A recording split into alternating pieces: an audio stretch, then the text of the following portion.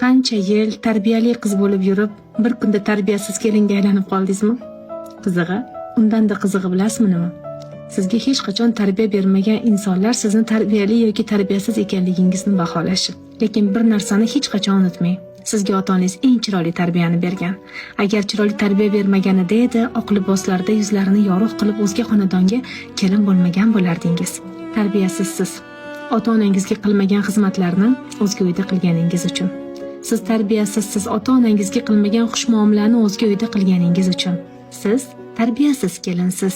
Ichingiz yig'lasada doimo kulib turganingiz uchun. Siz tarbiyasizsiz. Qadringiz yer bilan poymol bo'lsa-da farzandlaringiz uchun sabr qilib yashayotganingiz uchun. Bugun sizni tarbiyasiz kelin deya atayotgan bo'lsalar, hech ham bu gapga ishonmang. Hech bir ota-ona o'z farzandiga yomon tarbiya bermaydi. Insonni vaziyatlar, muhitlar, insonlar yomon tarbiyali insonga aylantiradilar.